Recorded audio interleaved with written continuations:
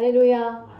하나님을 사랑하고 하나님의 말씀을 받기를 원하시는 이곳에 있는 분이나 또 우리 에셀나무 TV와 함께 하시는 모든 분들을 축복합니다. 사랑하는 여러분, 우리가 이 세상을 살다 보면은요, 문득 내가 지금 뭐 하고 있는 걸까? 지금 내가 하고 있는 것이 옳은 것일까? 아무런 영양가도 없는, 의미도 없는 시간에 아깝게 이 자리에 있는 것은 아닐까? 이런 생각들을 할 수 있습니다. 내가 지금 뭘 하고 있는 거지? 근데 여러분, 왜 이런 생각을 할까요? 그것은 잘못된 방향을 가고 있기 때문입니다. 목적과 방향을 잃었기 때문에 자신의 행동이 잘못된 것을 보면서 내가 왜 이런 짓을 하고 있을까? 그런 생각을 문득 하기도 합니다. 오늘 제목이 목적과 방향을 잃지 말합니다. 목적과 방향을 잃었다는 것은 목적이 변질되었다는 것입니다. 방향을 잃었다는 것입니다. 사람이 방향을 잃어버리면 내 삶이 더 힘들어지고 또 위험함을 당할 수도 있습니다. 예를 들어 산에서 그 산행을 하다가 길을 잃어버리면 위험합니다. 또한 바다에서 바다에 이제 방향을 잃어버리면은 이는 치명적인 위험한 일을 당할 수도 있고 참으로 그 목표물을 놓쳤을 때는 매우 위험한 상황이 올 수도 있습니다. 방향을 잃으면 그때부터 모든 상황이 바뀌어 버리는 것입니다. 사랑하는 여러분, 우리가 이 세상을 살아갈 때 가장 무서운 것이 뭐라고 생각이 되십니까? 가장 무서운 것, 실패? 실패보다도 더 무서운 것이 있다면 목표를 잃었을 때입니다. 실패를 했을지라도 목표가 있다면 다시 일어설 수가 있습니다. 그러나 실패에 그저 낙심하고 포기하고 그대로 있으면 뚜렷한 목표가 없다면 이것은 위험합니다. 매우 중요한 것은 목적이 없는 삶, 방향을 잡을 수도 없고 잡지도 못하고 이렇게 살다 보면 일어설 수가 없습니다. 우리 인생은 실패할 수 있습니다. 그래서 그런 말 하잖아요. 실패는 성공의 어머니다라고도 그런 말 우리 많이 했어요. 왜 그럴까요? 실패도 있어 봐야 무엇이 바른 것인지 바른 방향을 잡을 수도 있기 때문입니다.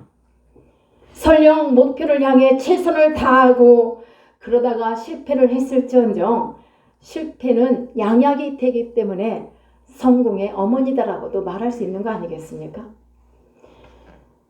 실패는 했을지라도 내가 여기에서 이게 어떤 것이 문제인가 실패를 했을지라도 내가 가고자 했던 목표와 목적은 반드시 우리가 잡아야만 합니다. 그것을 잡지 못하는 것은 우리 인생의 큰 문제로 나에게 치명적인 그런 어려운 절망적인 늪에서 빠져나올 수 없는 매우 어려운 상황을 만들 수가 있습니다. 우리의 삶 속에서도 이와 같이 목표를 이루면 이렇게 문제가 되는데 오늘 이 시간 신앙으로 문제를 한번 풀어봅시다. 신앙으로 한번 들어가 봅시다. 사랑하는 여러분, 우리가 하나님 앞에 교회에 나옵니다. 여러분들, 교회에 나오는 목적이 무엇입니까? 그것은 하나님이 나를 구원해 주셨다는 확신을 가지고 구원의 목적을 가지고 하나님 앞에 감사함으로 산 제물로 내가 바로 산 제물이 되어서 하나님께 드리고자 하는 그 마음에서 이렇게 하나님 앞에 나오는 거 아닙니까? 우리 방송을 보시는 여러분들도 이 말씀을 깊이 한번 같이 생각해 보았으면 좋겠습니다.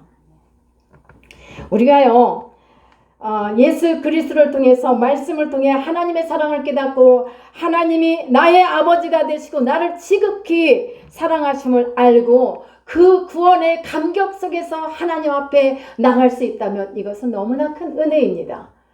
그리고 또한 이 마음을 교회에 나갈 때마다 그저 내가 오늘 주일이니까 관습적으로 나가는 것이 아니라 나는 하나님 앞에서 영원히 죽을 수밖에 없는 죄인이지만 그 주님이 나를 구원해 주셨단 말이야. 이것을 기억하고 구원의 감격 속에서 찬양을 드리고 하나님 앞에 예배를 드리고 기도를 한다면 우리 인생은 분명히 달라지리라, 역전되리라 믿습니다. 아멘. 사랑하는 여러분, 우리가 이 구원의 감격은 어느 한순간에도 잃어버리면요, 나는 어떻게 될까? 내 신앙이 병들어 간다는 것을 우리는 반드시 기억해야 될 줄 믿습니다. 사랑하는 여러분, 소돔과 고모라 성에 의인 한 명이 없어서 거기는 멸망을 당했습니다. 만약에 우리가 하나님 앞에 나와서 예배를 드리는데 누군가가 교회에 나오면은 나를 사랑해 줄 거야, 나를 반겨줄 거야, 나에게 집중해서 나를 관심을 갖고 나를 반겨줄 거라는 생각을 갖고 나온다면 이것은 오해하지 마십시오. 위험한 일입니다. 왜 위험할까요? 그렇게 되면은 내가 하나님 앞에 드릴 것이 뭐가 있냐 말이에요. 나는 받기 위해서 나온다 이거죠. 우리는 사실 드리기 위해서 나오잖아요. 우리 교회가 높아요. 저 높은 곳을 향하여 나오는 거예요. 예, 여러분들 힘들게 오세요. 우리는 엘리베이터도 없이. 그렇지만 구원의 그 감격과 예수님에 대한 사랑이 있기 때문에 나를 구원해 주신 그 은혜 안에서 고백하며 예배드리게 하여 오신 줄로 믿습니다. 사랑하는 여러분, 하나님은 사랑이시기 때문에 교회에는 사랑이 많으면 많을수록 좋습니다. 아멘. 예, 그래서 그렇다고 교회에 나오는 목적이 사람들에게 내가 더 사랑을 받아야지라고 나오는 것은 매우 위험하다고 말씀을 드린 것입니다. 이런 사람들은요, 조그마한 어떤 일에도 자주 넘어져요. 시험에 들어요. 그래서 누가 나를 오늘은 잘 반겨주지 않더라. 그러면 어떻게 돼요? 자신이 그냥 공허해져 갖고 시험에 들어서 들랑들랑 나왔다 말았다. 제 말이 틀린가요? 그럴 수 있어요. 그런 분들도 계신 걸 봤어요. 이거는 신앙의 문제가 됩니다. 별것도 아닌 자그마한 일에도 자꾸 스스로 넘어져. 누가 시험을 주지도 않았음에도 불구하고 내가 스스로 왜? 나는 하나님 앞에 구원받은 자로서의 감사함을 가지고 드리기 위해서, 번제물로 드리기 위해서 나왔다면은 이런 데 관심을 가질 수가 없잖아요. 그런데 그게 아니기 때문에 이런 분은 교회가 사랑이 없어, 교회는 왜 이렇게 사랑이 없는 거야 라고 하면서 또 안 나오는 거예요. 사랑하는 여러분, 이런 일들을 우리가 많이 볼 수 있는데, 여러분, 교회에 나오는 목적이 누군가가 나를 반겨준다는 그 목적을 갖고 나오면 안 돼요. 그러면 교인들에게 사랑을 받고 싶어서, 위로를 받고 싶어서, 관심을 받고 싶어서 나오다 보면은 내가 하나님을 사랑할 수도 없고 하나님을 찬양할 수도 없고 경배드릴 수 있는 마음이 어디서 나오냐 이 말이죠. 우리가 한번 생각해 볼 필요가 있잖아요. 이게 별거 아닌 것 같지만 제가 생각할 때는 매우 중요한 문제가 아닌가 하는 생각을 해봤습니다. 교회는 사랑이 없다고 말할 것이 아니라 내게 주님을 향한 구원받은 자로서의 예수 그리스도에 대한 감사가 있는가를 먼저 점검해 볼 필요가 있지 않겠습니까? 그렇지 않다면 목적을 잃은 사람이에요. 그러면은 이 사람은 목적을 잃었으니까 방황할 수밖에 없어요. 주위를 맴돌아요. 뚜렷한 목적이 있고 목표가 있는 분은요, 참으로 변하지가 않아요. 끝까지 어떤 환난 풍파가 올지라도 변함없이 주님 앞에서 주신 사명을 감당하며 주님을 높여드리는 삶을 살아갑니다. 불만족스러운 것은 나에게 문제가 있다는 것을 우리가 한번 생각해 봅시다. 모든 사람이 사랑만 받기를 원한다면 교회가 어떻게 되겠습니까? 주는 사람은 없는데 모두가 다 받기만 원한다면은 건강하고 정말 하나님의 구원받은 자로서의 그 구성원들이 하나님을 경배하는 그런 건강한 교회로 성장할 수 있겠냐 이겁니다. 코로나 때문에 하나님 앞에 예배를 못 드려요? 물론 힘든 부분도 많이 있었어요. 통제가 있었고. 하지만 이쯤 하여 우리가 한 번 더 생각하고, 사순절 기간이잖아요. 그 어느 때보다 왜 이 절기를 우리에게 주셨을까요? 절기를 통해서 우리의 신앙 내려갔던 이 믿음, 이런 것을 점검하면서 일어서라는 말씀 아니겠습니까? 때문에 우리는 구원의 감격 속에서 받는 자가 아니라 주는 여러분들이 다 되시기를 축복합니다. 내가 이 사랑을, 나에게 있는 예수 그리스도의 사랑을 누구에게 줄까? 골고루 다 주면 얼마나 좋겠습니까? 저도 그런 사람이 되고 싶은데 아직도 너무 부족합니다. 모두들 사랑을 베푸는 마음을 갖고 모든 분들이 사랑을 풍성하게 받게 되는 그런 교회를 여러분들이 만들어 가시기를 축복합니다. 여러분, 본문에는 세례 요한이 등장을 했습니다. 세례 요한은 위대한 선지자라고 많이 이렇게 말씀들을 하고 있죠. 그런데요, 오늘 이제 9절 말씀을 한번 보겠는데, 예수님께서 세례 요한을 뭐라고 말합니까? 자, 너희가 어찌하여 나갔더냐? 선지자를 보기 위해서 광야에 나갔자는 것을 말씀을 하시는데, 후반절에 봐요. 내가 너희에게 이르노니 선지자보다 이 세례 요한은 덜을 붙이셨어요. 더 나은 자라. 세례 요한은 이런 자예요. 자, 그 다음에 11절, 마태복음 11장 11절을 보면은 여자가 낳은 자 중에 어떻다고 말씀하셨어요? 낳은 자 중에 세례 요한보다 큰 이가 일어남이 있어요? 없다고 하셨습니다. 자, 엘리야 선지자나 이사야 선지자보다 더 큰 자라는 말씀입니다. 그것은 왜 이렇게 말씀하셨을까요? 세례 요한은 메시아의 길을, 우리 주 예수 그리스도 메시아 되신 주님의 길을 예비하기 위해서 이 땅에 태어났어요. 그리고 그 세례 요한은 우리 예수님의 머리에 직접 세례를 준 사람이에요. 이 세례 요한은 예수님보다 6개월 먼저 태어났습니다. 광야에서 생활하면서 메시아의 길을 닦던 그런 요한이었습니다. 그리고 요단강가에서 메시아에게 세례를 베풀었던 그런 영광을 얻은 하나님의 사자였습니다. 이때에 어떤 것을 목격했냐면은 우리 예수님께서 요단강에서 세례를 받을 때 성령이 비둘기같이 임하시는 그 광경을 목격한 사람이에요. 직접. 그래서 이 세례 요한은 벅찬 가슴에 그 기쁨, 그 영광을 누렸던 것입니다. 그런데 요한복음 1장 29절에서 보면은요, 이 세례 요한이 말씀을 이렇게 전해요. 요한이 예수께서 자기에게 나오심을 보고 이르되 보라 세상지를 지고 가는 하나님의 어린 양이로다는 이 말씀을 수도 없이 선포하고 전파했던 그런 세례 요한입니다. 나사렛 예수가 바로 하나님의 아들이시다. 그분이 오리라 한 메시아요. 인류의 죄악을 담당하실 그런 구원하실 그리스도는 자기 자신에게 감격해서 이렇게 고백하는 선포되는 말씀이었습니다. 그랬던 세례 요한이었습니다. 그런데 오늘 이렇게 말씀을 보면요, 뭔가 11장에 마태복음 11장 1절부터 쭉 15절까지를 보면은요, 그 중에 세례 요한이, 우리가 오늘 말씀을 4절부터 봤습니다만은, 세례 요한이 이렇게 하나님만 사랑하고 예수님의 그 길을 닦는 그런 세례 요한이었는데 뭔가 흔들리는 모습이 보입니다. 여러분, 세례 요한이 이 당시에 어디에 있었냐면 감옥에 갇혀 있었어요. 감옥에 갇혀서 하루가 지나고 이틀이 지나고 많은 시간이 흘렀습니다.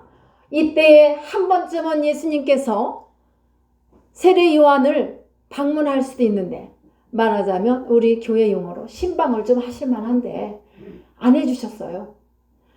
한 번도 찾아주시지를 않습니다. 여기서 세례 요한의 그 태어난 목적이 메시아의 길을 닦는 것이었고, 하나님의 말씀을, 예수 그리스도는 이 세상 죄를 지고 가는 하나님의 어린 양이라는 것을, 이 말씀을 선포하는 자였어요. 이 사람이 죽도록 충성을 했는데 그러던 중에 옥에 갇혀버렸단 말입니다. 그렇다면 예수님께서 한번 신방해 주셔야 되는 게 당연하지 않아요? 우리 여러분 그렇지 않습니까? 열심히 주님만을 위해서 죽도록 충성하고 주님만을 위해서 일하다가 그만 감옥에 갇혀버렸는데 어떻게 내 선생님이, 나의 우리 주님이 안 오실까? 그러면 섭섭해질 것 같아요. 저도 서운할 것 같은데요. 그렇다면 예수님께서 한번 오셔야 되는데 안 오셨어요. 주님이 정 바쁘셨다면 예수님의 제자들이라도 보내서, 요한아 잘했도다, 너가 수고가 많도다, 하나님이 너를 위로하실 거야, 하나님이 너를 통해서 영광을 받으실 거야, 이렇게 용기를 한마디라도 던져주셨다면 세례 요한이 이렇게 이런 행한 마음은 안 가졌을 텐데요. 그러나 주님은 세례 요한을 거들떠보지도 않으셨습니다. 여기서 요한의 마음이 살짝 흔들렸어요. 지금 이 세례 요한은 옥에 갇혔고, 옥에 갇혀서 고생을 하고 있기 때문에 이런 마음을 갖는 것이 아닙니다. 여러분 이걸 분명히 기억하세요. 주님을 위해, 하나님 나라만을 위해서 죽도록 충성하고 일하다가 감옥에 갇혀서 내가 고생하는데 라는 그 생각이 아닙니다. 3절을 11장 3절을 보니까요, 세례 요한이 제자들을 보내어 주님께 이런 질문을 했단 말이에요. 오실 그이가 당신이니까 우리가 다른 일을 기다리오리까? 이 말씀 어떻게 들려요? 당신 정말로 이 메시아 맞습니까? 하나님의 아들 맞습니까? 정말로 구세주로 오셨냐고요? 이런, 아니면 우리가 다른 일을 기다려야 합니까? 라는 이런 말입니다. 세례 요한이 하고 있는 말은. 이것은요, 세례 요한이 감옥에 갇히기 전에 그동안 한 사역을 보면 세례 요한답지 않은 질문을 제자들에게 예수님 들으시라고 한 거거든요. 우리도 죽도록 충성하며 기도하고 기다렸는데 세례 요한의 처지와 같은 상황이 된다면 여러분은 아무렇지도 않습니까? 주님이 바쁘신가 보다, 뭔가 있겠지, 이렇게만 생각이 되어져요? 아니에요. 실망도 되고 가슴도 아프고 죽을 것만 같기도 하고 그런 상황이 오기도 할 겁니다. 만일 주님께서 한 번만이라도 요한을 찾아와 너에게 상급이 크리라, 이 한마디만 던져주셨다면 요한의 마음이 오실 그이가 당신이오니까 라고 물어보지 않았을 거예요. 그렇다면 지금이라도 늦지 않았으니까 주님이 좀 찾아주시면 어떨까? 그런데 우리 주님은요, 지금 세례 요한이 목이 잘려나가는 그 순간까지도 주님이 오시지 않았어요. 다만 짤막한 한마디로 주님이 말씀하십니다. 너희가 가서 듣고 본 바를, 보는 것을 요한에게 가서 말하라고. 우리 요한복음, 마태복음 11장 4절로 5절 말씀을 보십시다. 너희가 가서 듣고 보는 것을 요한에게 그대로 알려줘라. 예수님 말씀입니다. 어떤 말씀을 보라고 하십니까? 맹인이 보고 또 못 걷는 사람이 걷고, 나병 환자가 깨끗함을 받고, 못 듣는 자가 들으며 죽은 자가 다시 살아나며 가난한 자에게 복음이 전파된다 하라. 이 말씀만 하셨어요. 네, 주님께서 이해하신 말씀은요, 이사야서 35장 5절 말씀을 인용하여 이사야의 예언이 성취되었음을 인하여 내가 메시아라는 것을 의심하지 말라는 말씀으로 전해주신 거예요. 예수님 한 번만 봅시다 애원하는 그 마음을 외면하신 채 이 말씀을 요한에게 전하라고 제자들에게 보내셨습니다. 요한이 옥에 갇혀 죽음을 앞에 두고 번민하고 있을 때에도 주님은 끝까지 찾아와 손 한번 잡아주지 않으셨습니다. 거절하셨습니다. 여기서 우리 한번 다시 생각해 봅시다. 주님이 어떤 분이십니까?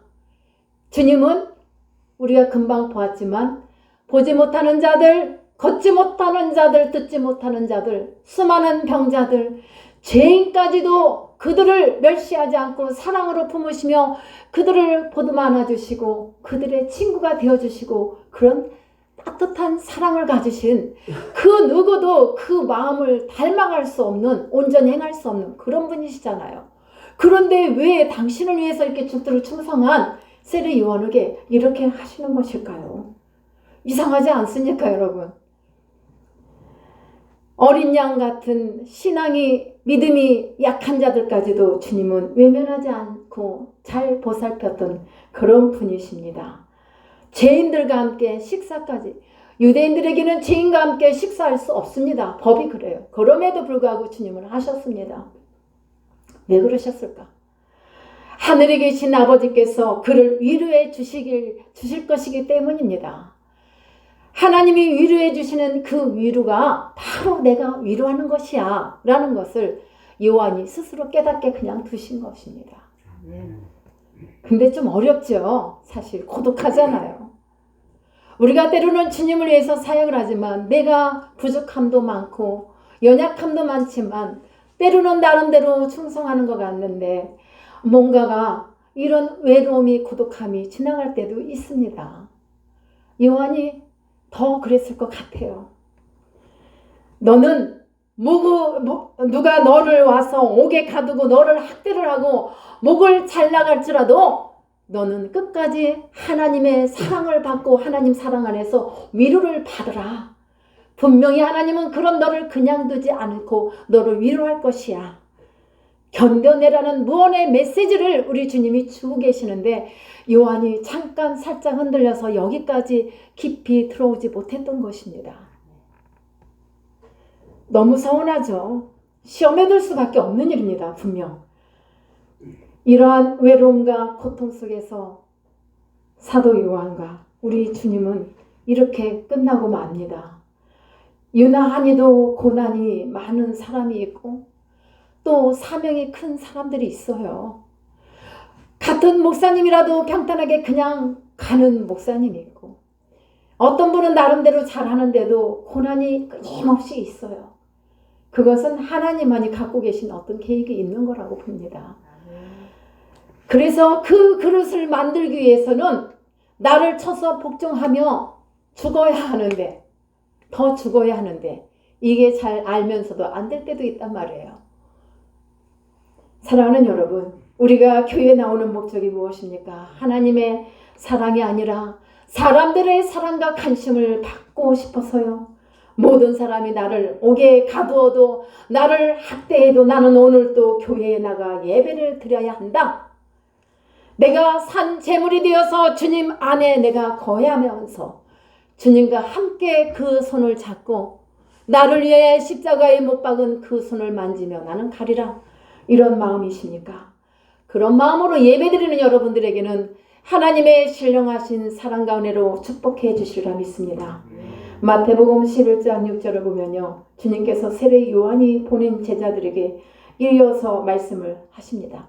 어떤 말씀이냐면 누구든지 나로 말미암아 실족하지 아니하는 자는 뭐가 있다? 복이 있도다 하셨습니다.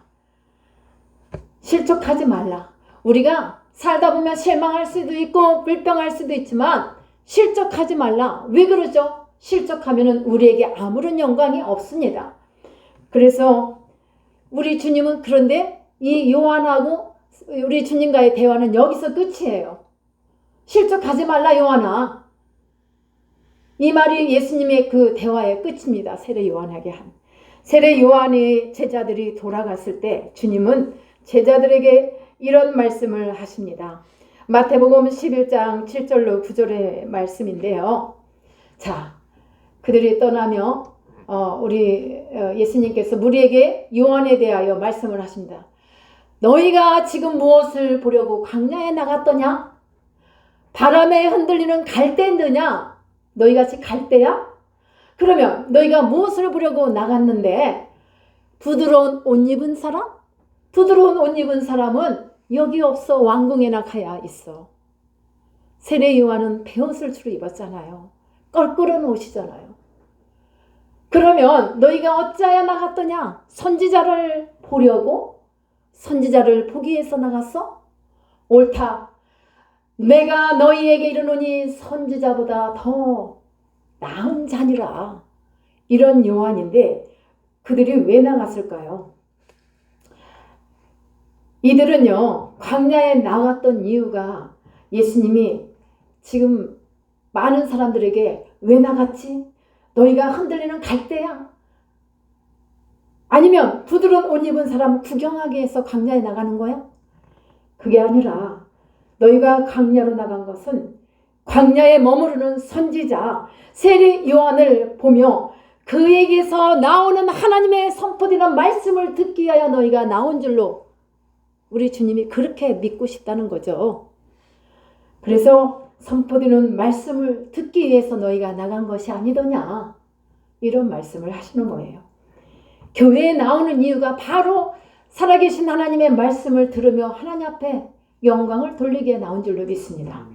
주님께서 오늘 우리에게 질문을 하십니다. 너희가 교회에 나온 목적이 무엇이냐? 오늘 교회 안에 계시는 하나님을 만나기 위해서, 구원의 감격을 만나기 위해서, 그리고 이 목적이 상실되지 않는 한 너희는 그대로 목적을 잃지 않고 갈 수가 있어. 그러나 그것이 아니라면 너희는 상실된 자로서 남아 방향을 잃고 목적을 잃는 자가 될 수가 있기 때문에 우리에게 오늘 이 말씀을 목적을 잃지 말고 방향을 잃지 말고 주님이 원하시는 방향으로 가라 하고 오늘 주시는 말씀인 줄 믿습니다. 사랑하는 여러분, 열이면 열, 백이면 백 모두가 사랑이 없다고 말하고 사랑을 받기만 원한다면 그 사랑은 어디서 누구에게서 생겨나요? 다 받기만 한다면. 여러분, 그리스도의 황금률은 주는 자라겠어요. 우린 주는 자, 베푸는 자가 되시다. 예수님의 이름으로, 나의 의로 베푸는 것이 아니라 예수님의 이름으로 베푸는 여러분들 되시기를 축복합니다. 그래서 우리가 모두가 다 이런 관심 속에서, 이런 베품 속에서 천국의 소망을 품고, 천국은 뭐라겠어요? 침노하는 자에게 빼앗는다겠어요. 이 침노라는 것은 영적인 침투를 말하는 거예요. 영적인 전투를 말하는 거예요. 영적인 전투가 있어야 천국을 내가 얻지 않겠습니까? 가만히 있어서 천국을 차지하는 거 아니에요. 침노를 하는 여러분들 되시기를 축복합니다. 스스로 싸울 수 있는 능력을 키우시기를 축복합니다. 여러분, 우리가 전도할 때도 잘해야 돼요. 어떤 분이 시골에서 어떤 분이 이제 전도를 하는데 어떤 한 성도를 참 어렵게 전도를 했어요. 교회에 오면 복받아 복만 하다 보니까 예수님이 왜 오셨고 왜 죽으셨고 왜 내가 이 교회에 나와야 될 이유를 말해야 되는데, 그냥 교회 나오면 복받아 하고 나왔는데 예배드리고 가보니까 병아리 한 마리가 물에 빠져 죽어버렸어요. 그러니까 어떻게 해야 되겠어요? 뭐야 이거? 교회 가면 복 받는다며, 근데 왜 내가 키우는 병아리가 물에 빠져 죽게 내버려 뒀냐? 이겁니다. 그래서 그만 실망을 해가지고 그냥 교회를 안 나와버렸어. 문을 닫아버렸어. 그러니까 전도를 하지 말든지 하려면 제대로 해야 돼요. 그렇잖아요. 이 말 한마디가 너무 무섭더란 말이에요. 사랑하는 여러분, 병아리가 죽은 것이 귀합니까? 병아리 한 마리 죽었을지라도 마음이 아프지만 내가 그래도 어찌해서라도 구원받은 자로서의 그 신앙을 갖고 예수님을 만나야 살 거 아닙니까? 그런데 그분은 그만 실족당하고 말았어요. 목적 없이 교회에 나오다 보니까 이렇게 된 것이죠. 내가 가야 할 방향이 뭔지를 몰랐기 때문에 잡지 못했던 것입니다. 저와 여러분, 우리가 가는 길은 다 똑같습니다.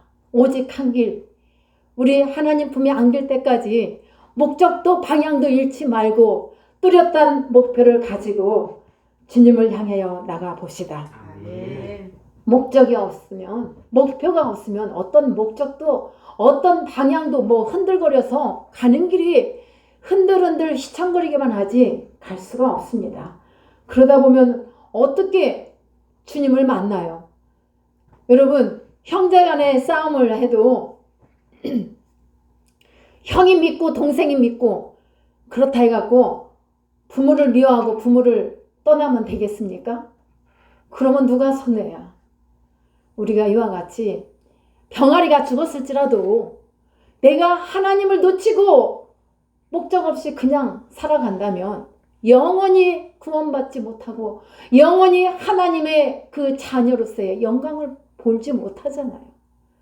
이와 같이 여러분, 우리 모두가 교회에 그저 왔다 갔다 사랑받고 누군가에게 관심을 갖기 위해서 나가는 것이 아니라 주님이 왜 이 땅에 오셨는가를, 왜 하나밖에 없으신 독생하신 예수 그리스도를 우리 하나님이 보내셨을까? 이것을 묵상하시기를 축복합니다. 이 묵상 안에 깊이 들어가면은 예수님의 보혈이 나를 위해서 흘리신 것 같고, 나 때문에 주님이 매를 맞으시고 십자가의 못을 박히시고 죽으셨다가 또 나에게 소망을 주시게 하여 부활의 첫 열매가 되셨구나 하는 것을 한번 깊이 생각해 보시면 좋겠습니다. 그래서 나와의 하나님과의 관계, 예수님을 그냥 누가 교회 다니니까 따라가고 믿는 것이 아니라 나와의 하나님과의 관계를, 이 수직 관계를 잘 점검하고 나갔으면 하는 그런 마음으로 여러분들 오늘 시간에 말씀을 선포했습니다. 여러분들이 이런 사랑 안에서, 이런 감격 속에서 누가 뭐래도, 누가 나에게 시험을 줘도, 누가 나를 인정해 주지 않아도 나는 주님을 통하여 십자가의 그 구원 사역을 통하여 구원받았다는 구원의 깊은 그 감격 속에서 무엇을 하든지 주님 감사한 마음으로 구원의 감격 속에서 교회에 나가셔서 여러분들 각자 있는 곳에서 열심히 섬기시기를 예수 그리스도의 이름으로 축원합니다. 기도하십니다.